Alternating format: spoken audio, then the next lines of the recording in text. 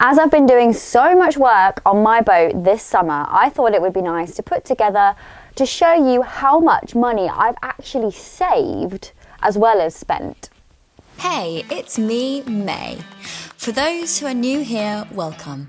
I've been living aboard my 62-foot narrowboat home full-time for the past 2.5 years, documenting what it's really like to live solo on the canals. When I'm not busy teaching yoga online on the boat, or planting helpful mental health seeds into the minds of those that listen, I am working tirelessly on maintaining my beautiful steel tube of a home that, if uncared for, would turn to rust. Narrowboating is a lifestyle. So much of my time, energy and money is spent. So stay tuned to find out exactly how much of my currency was put into my floating home this summer 2023.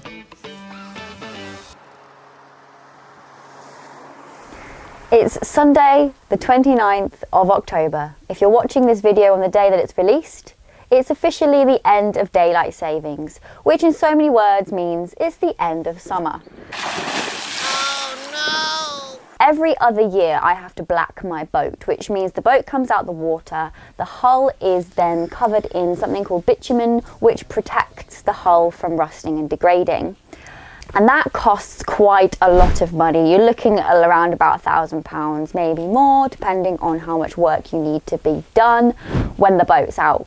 The way I like to work on the boat is every other year, between the years that the boat gets lifted and taken out of the water, I have time and money to spend on maintenance projects. And that's what summer 2023 was all about for me. I had I had 3 major jobs that I wanted to do. Firstly, I needed to take out, reseal and refit all of my windows on the outside and on the inside, all the insulation and the frames around the windows. The second main job was the bow. The bow was in a really rusty state on the bottom, as well as the gas locker. So everything on the floor of the bow needed to be completely grinded back to metal, repainted and sealed. I also really hoped to get the roof of the boat painted, but sadly that didn't happen. Not enough time. And maybe I did also want to enjoy my summer just a little bit. 3, 2, 1.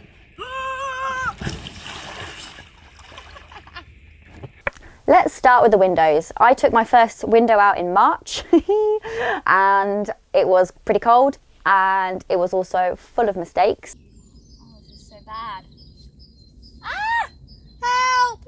This is really bad! Lots of lessons learned there. When I began the window mission, I got a quote. I've just done my research and I now know how to measure my windows. So I'm going to draw a little diagram so that I can then send the measurements to a company who hopefully will produce these windows for me. Thinking that double glazing was the best way to go.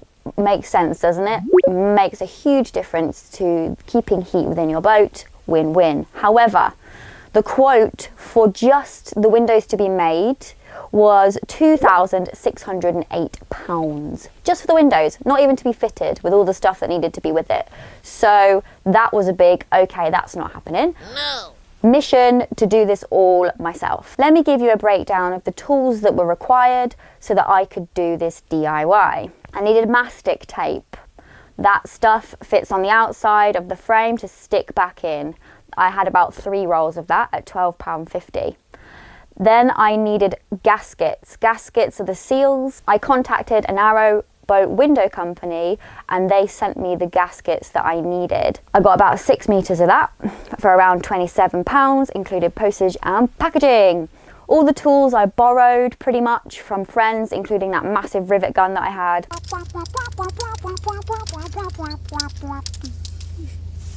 I needed quite a few flap discs for my angle grinder and a brand new angle grinder because I blew up the one I had. I don't know if you can see that, but I think my angle grinder is on fire. The flap discs I spent about 20 quid on and the angle grinder was about 50 quid. And then I also purchased sealant. I absolutely hate using sealant. It is so sticky and disgusting and I really didn't enjoy the process. I spent a total of £22.83 on proper decent sealant. Quite expensive really. And then the rivets. Oh my God, don't get me started on the goddamn rivets. I went into Halfords probably about 10 times buying the same rivets in these little packets, and I didn't know what rivets I needed at the beginning of the process. So when I found the source of rivets that I needed, I just kept going back to that source. And in hindsight, I wasted so much money on buying lots of little packets of rivets when I could have just gone online and bought a big load of rivets. But I didn't really know what I was looking for, and I'm a little bit dumb when it comes to stuff like that. So I don't know how much I spent on rivets. I think I spent a lot. Each packet was about £3.70. Each window needed about 3 packets, and I have worked on 8 windows. So you do the math there. Quite a lot. So, and then the insides. I actually haven't finished that project yet, but I have everything I need. Just time is required now. So the wood to reframe all of the windows cost me about £30. I then used a varnish, which I had already, so I didn't spend any money on that. I also bought some expanding foam and the cleaner, and that cost me about £12. I've got 2 options for insulation, and the second option is completely free because it was foraged from a skip. What? With permission. Just want to put that out there. I don't just go foraging through people's skips without knocking on the door first. So in total, I spent £157.32 on the outsides of the windows, putting them in, and a total of £46 on the insides of the windows. When I take the amount that it would have cost me if I'd got them done professionally, minus the amount I actually spent, gives me a grand total of £3,204 in savings. Wow! That's amazing. So definitely worth all the ball ache hard work, and I've learned some new skills along the way. Yay! All right, let's move on to the bow. I think there is a hole in my boat.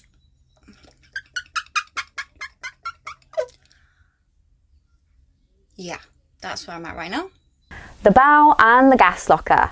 What a journey that was.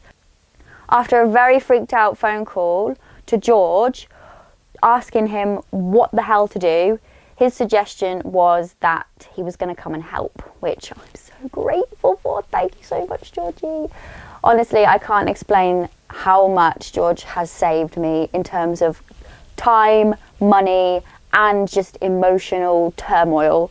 So yeah, I owe him a lot for this amazing work that he did on the bow. After stripping the bow back to metal, I painted it with red oxide, and then when the time was right, took her into a dry dock. Did this because I didn't want to be welding and drilling more into this corner of this bow without knowing for sure that it wasn't going to sink. So she was out of the water, she was safe. George and I were in the dry dock from 10 a.m. to 4 p.m. It cost £400 to dock her and use the needle gun to get all the rust out of the gas locker. The welding was free because of George, and if you don't have a George in your life, then you are looking at a hell of a lot of money to employ a welder to come out and do this work. I had to buy a mask to protect my face and nose and lungs and life, and that was 25 quid. All the work could not be done in that short space of time on that day, so we had to hire a generator to get the rest of it done. That cost £90. I then used a special bilge paint to paint the bow and gas locker, which was £18. I used epoxy to tidy up the really bumpy welds in the gas locker, just to smooth it out. That cost £8. I had at least 2 thingies from B&Q of red oxide, so that was about 24 quid. And the paintbrushes, I bought loads of paintbrushes throughout this summer. I think I spent about 15 quid on the bow paintbrushes. Cost me a total of £580. Now, if you add on George's time and skills, the welder hiring that, and also all of those like weldy stick things that he used, I'm guessing you're looking at another 800 quid, maybe more. 2 days work? All the gear? No idea. Well, I don't anyway. Alrighty, the final job was the hatch. Fairly cheap renovation, required a little bit of wood, bit of epoxy, some metal screws, some metal thingy-bobbies that you use in drills. Totally looking at about £24 a hatch. I've only done one. I didn't do the other one. I found the experience really stressful, and it's kind of put me off doing the other one as well. And to top it off, the hatch still leaks. So yeah, that's really beeped me off. We'll come back to that in another video. What to do? I'm going to need your help with that. Okay, so general bills. Summertime is a great time for bills because all I really have is my Wi-Fi, my insurance, gas, fuel, all I have. Wait, what did I say? Wi-Fi, insurance, gas, fuel, my CRT license, which pays for the water, pays for my rubbish being removed, pays for the upkeep of the canal. Bit like a council tax license, I suppose you can call it. A canal tax. So these bills for 6 months, I spent £620 on my license. I spent £96.06 on my internet. My insurance for 6 months is £152. My gas, I only brought one gas bottle. That probably lasted about 6 months, maybe a bit more to be honest, at £44. And then I think, this number seems pretty low for fuel, but I think I spent about £121.37 on diesel, I think, from when I added it all up. Other random bits and bobs that I had to buy was a new toilet filter, which was about £57. Wheelbarrow. I have gone through 3 wheelbarrows in the space of 2.5 years because I leave them places. But other people get to use them, so you're welcome. But hopefully I won't lose this one. £55 for a wheelbarrow. I think it's gone up. It's impossible to really capture everything and remember everything that I've purchased for the boat this year. So what I've also done is added up my bills from the B&Q, Screwfix and Halfords, which were the 3 main places that I used to buy stuff. My bill for B&Q over 6 months was 350 quid. My bill for Screwfix was £90.56. And my bill for Halfords was £58. That's where I got the rivets. I wonder if that's all rivets. It probably is, to be honest. Oh my God, what an idiot.